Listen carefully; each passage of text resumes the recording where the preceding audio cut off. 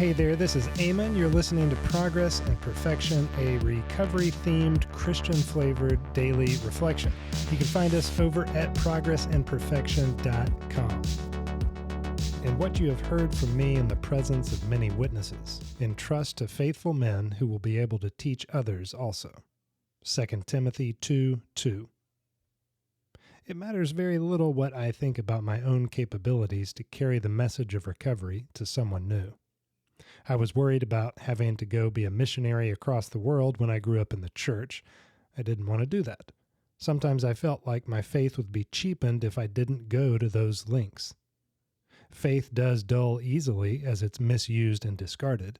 It didn't take the threat of missionary work, merely the willingness to participate in the normal old vices of our bloated society.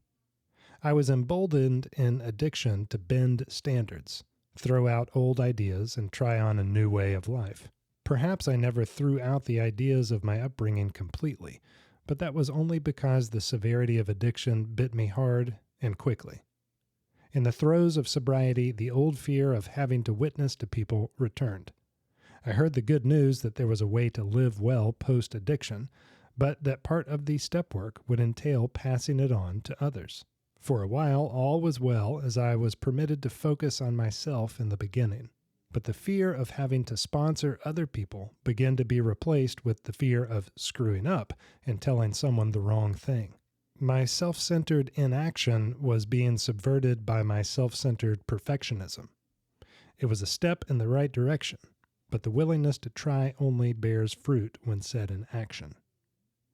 I was equipped, just not exactly in the way I thought necessary. I had my past, I had my story, I didn't have the elegant speech and confidence I thought I'd need. I never outgrew the fear of being accepted.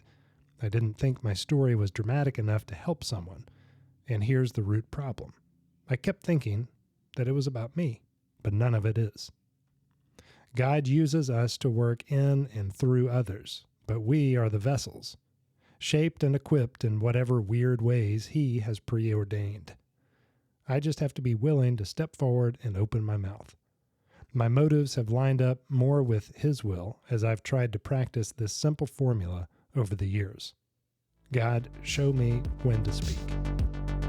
Hey, thanks for listening. Forward this to a friend who may appreciate it. And if you're not subscribed to the Daily Reflection newsletter yet, please do so. And you can find more information at progressandperfection.com. The link is in the description. Have a great one. We'll talk to you tomorrow.